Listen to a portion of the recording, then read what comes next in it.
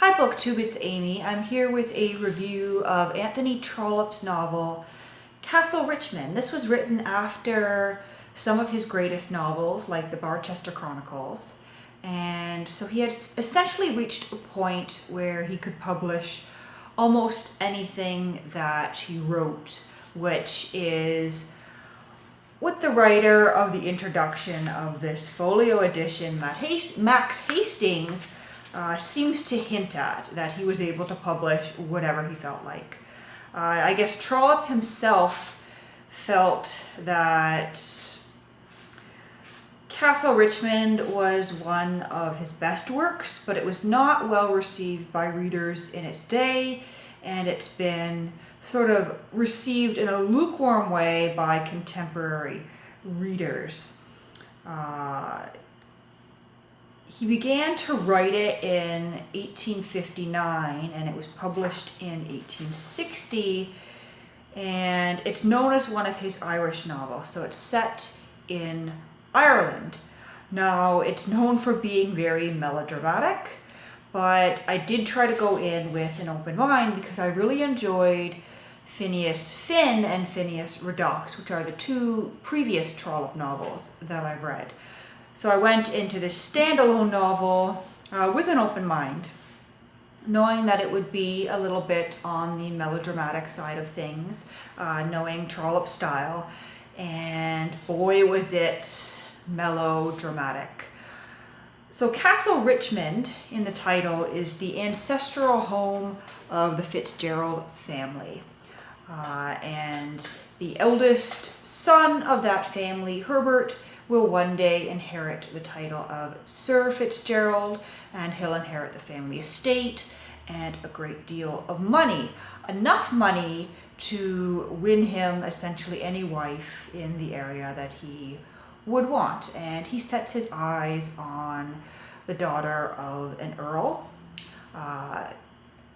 Lady Clara, Clara Desmond, who is 17 when the novel opens. And Clara is, well, she's just sort of there. She essentially spends the entire novel waiting for her marriage. Now, she is sort of stuck in a love triangle with Herbert Fitzgerald and Herbert's cousin Owen Fitzgerald. Owen Fitzgerald is described as apparently possibly more handsome than Herbert, but Owen doesn't have a lot of money. Owen has a small house. He's known for his rambunctious parties. Essentially sounds like some orgies are going on in his house. He's a bachelor, but he is also in love with Clara. He has known Clara since she was a teenager, more of a teenager than 17, since she was a young girl, and he has watched her grow from girl into woman and fallen in love with her. To complicate matters, though, Clara's mother, Lady Desmond, has been receiving Owen at their home, not with the intention that Owen would ever look at Clara, but with her own desires in her own heart. We are led to believe, or rather the narrator, who Trollope sort of inserts himself into these stories as this narrator who knows all. The narrator leads us to believe that Lady Desmond is perhaps a little bit in love with Owen Fitzgerald. But of course Owen doesn't have hardly any money, certainly not enough to marry either Lady Desmond or her daughter Clara. And so it seems as though, Herbert Fitzgerald is the choice, but that playing field is leveled by a tidbit of history in Herbert's parents' past. Something comes to light to do with his father and mother back in the day, and suddenly Herbert's inheritance comes into question. And we are left to wonder, who is Clara going to choose? Who is she going to marry? Who is she really in love with here? And does love matter? Does love come into the question at all? Or will she simply choose the one that her mother believes is the best choice? So we have this melodramatic plot with this love triangle and these secrets in the past that could come forth and destroy everyone's lives, so to speak, and alter other people's lives for the better. So we have this melodramatic story, and we have Clara, who, although she is our heroine, doesn't do much of anything apart from respond to the advances of her suitors and sit around and wait to be married. So she is very much a two-dimensional character. Unfortunately, almost every character in this novel is a little bit on the two-dimensional side. Essentially, the only thing we know about Herbert Fitzgerald is that he is in love with Clara, he is wealthy, and he feels some sympathy for the poor. What we know about Owen Fitzgerald is that he is in love with Clara, he is not wealthy, and it's hard to say if he feels sympathy for the poor. I wouldn't say that he does, because he essentially sits in his house and parties and pines after Clara. So a couple of fairly two-dimensional suitors. And as I said, Clara essentially sits and waits to be married, declares her love for one of the two suitors.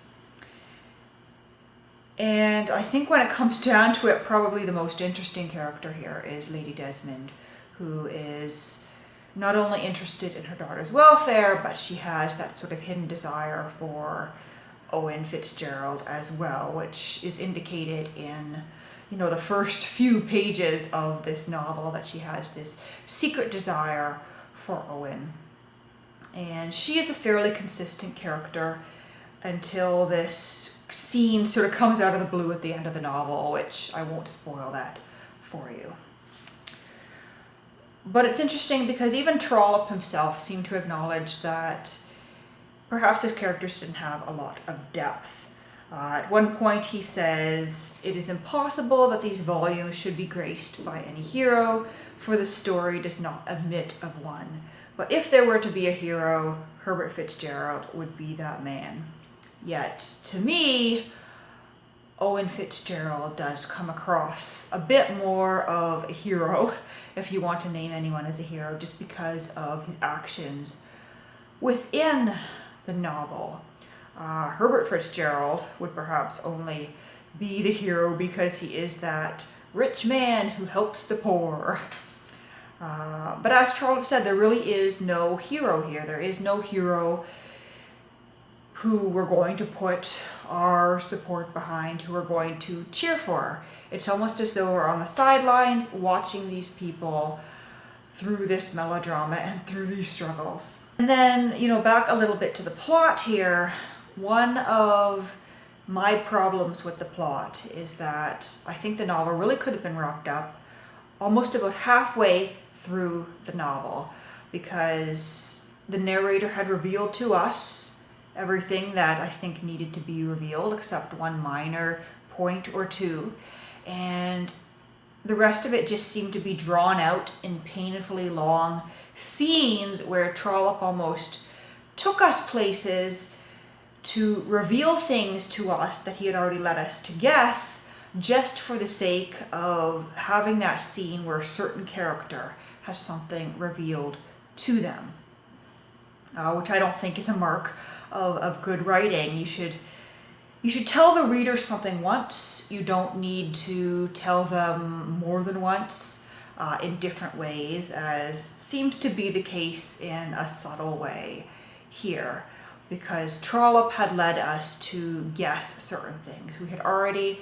drawn the connections, put the puzzle pieces together, and then Trollope felt the need to sit us down with these characters and spell things out piece by piece. And even as we guessed the next piece, he sat us down once again to spell things out piece by piece.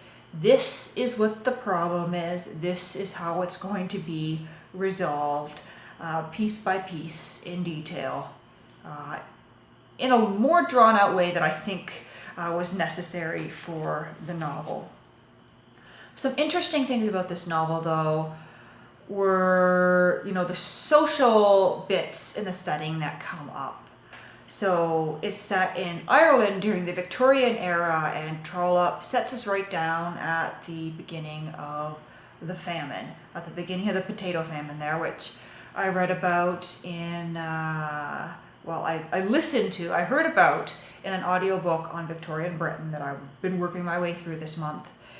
And so we have this melodramatic love triangle going on, but at the same time we have the poor inhabitants of this area around Castle Richmond essentially starving to death.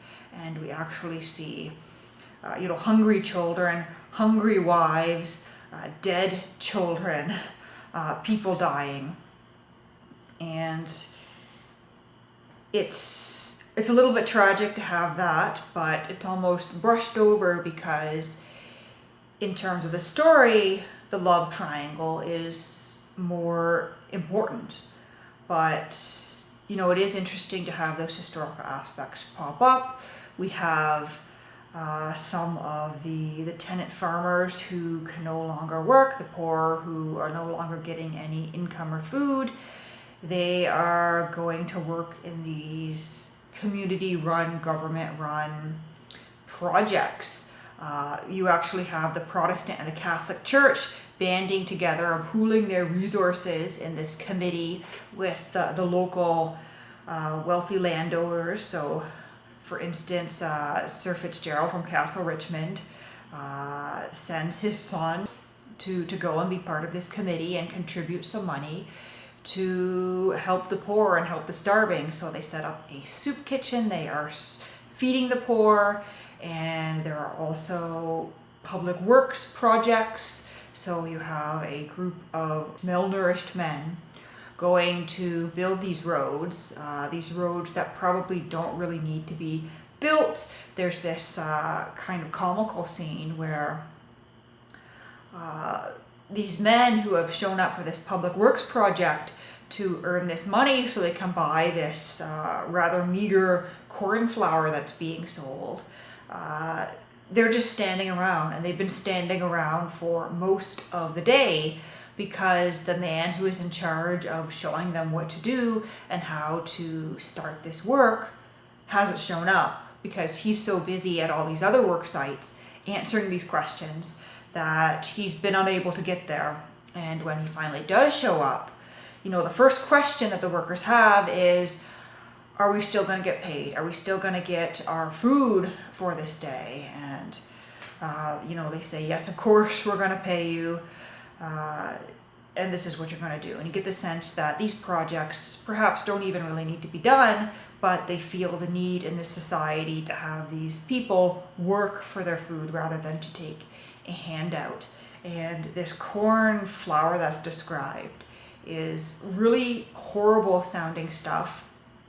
It's been ground up in these mills, and they've just, thrown the corn in husk and all, and of course the husk doesn't become a flour, so you've got these gritty bits that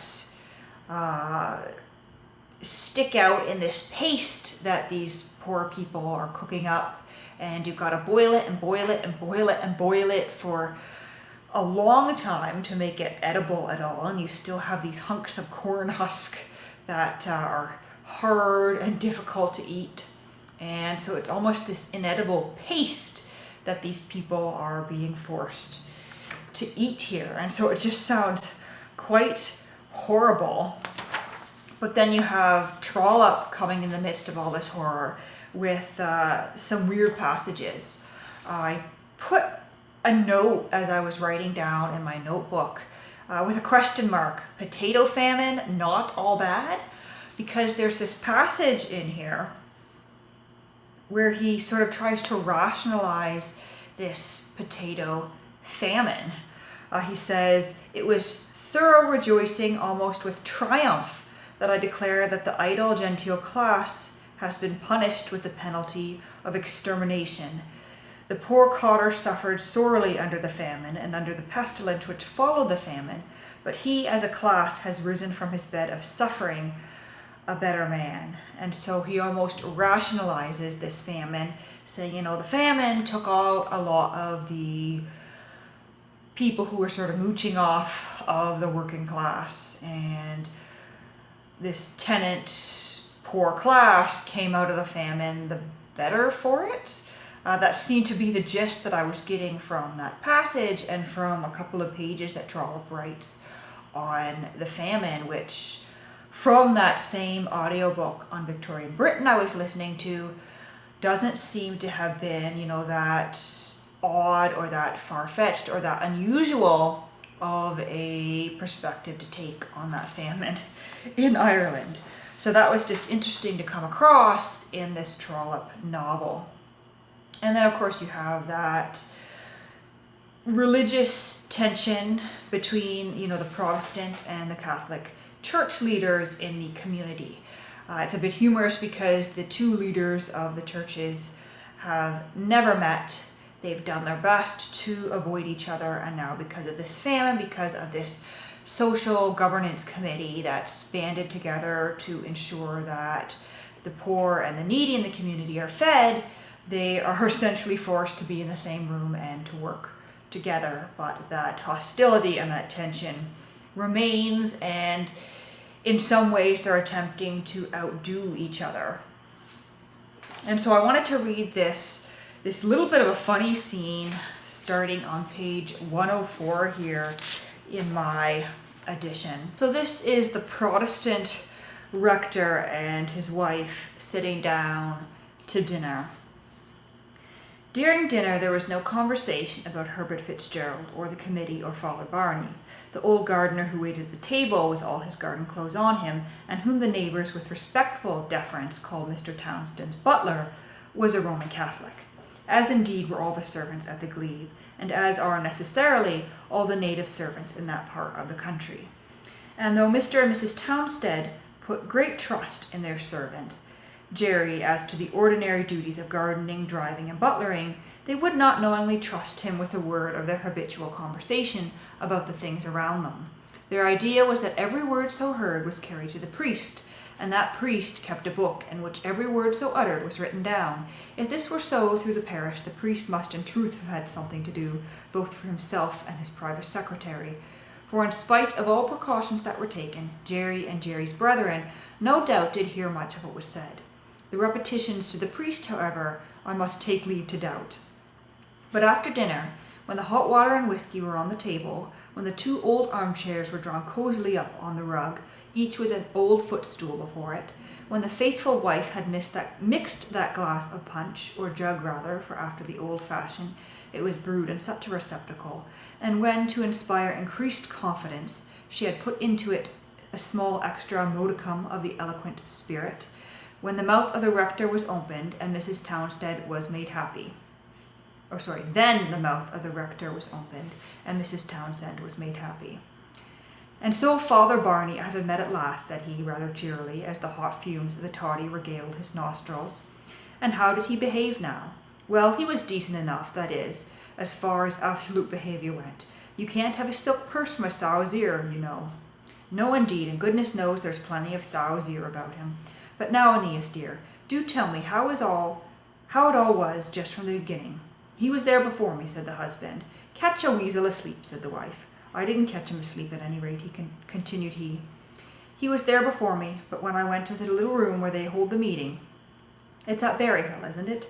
Yes, at the widow Casey's, to see that woman bowing and scraping and curtsying to Father Barney, and she his own mother's brother's daughter, was the best thing in the world. That was just to do him honour before the quality, you know. Exactly. When I went in, there was nobody there but his reverence and Master Herbert. As thick as possible, I suppose. Dear, dear, isn't it dreadful? Did I put sugar in it enough? Aeneas?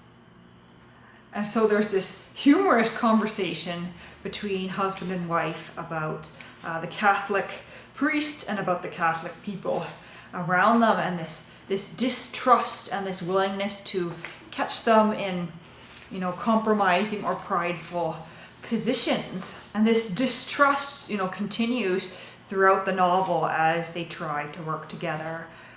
Trollope actually takes sort of side avenues from the main melodramatic story to dip into the lives of the Townsends and the priest in town. I also came across, in reading this, a term that I had to look up, Puseyite. There was one scene where someone's aunt was concerned that someone was a Puseyite. And so I had to look that up, and I discovered that it's in relation to Edward Pusey, who was involved in the Oxford movement, which, from what I was reading in Eminent Victorians by Lytton Strachey last night, the Oxford movement was sort of a religious movement within Protestantism, within the English Church, to sort of reconcile that split with the Roman Catholic Church and to make theological sense of it, to determine if the English Church is really still in alignment with that Roman Catholic Church and with that original church as it came down from Jesus Christ. And from what I've read in Eminent Victorians, that Oxford movement sent several well-known Protestant thinkers into the Catholic Church that actually converted to Catholicism. And so what was happening during the Victorian era was these Puseyites, these followers of the Oxford movement, were actually adopting what you would traditionally think of as Catholic practices within their own Protestant churches, which is of course frowned upon by many people and by the higher ups in the Church of England, and got several people into trouble, so to speak. And so this aunt in the novel thought it was just the most dreadful thing for anyone to be associated with Edward Pusey or the Oxford movement. So I'd say overall, even though it was quite a melodramatic novel, I did enjoy it because it was interesting to recognize those historical and societal details that emerged related to the potato famine, related to religion, and to sort of draw parallels from the history that I've been reading into a work of literature from the era. And of course, it's Anthony Trollope, so even though it was melodramatic, the writing was humorous. And although I wouldn't say rush out and read this if you're a fan of Trollope, perhaps it's something that you would like to pick up at some point or another. So yeah, there's that.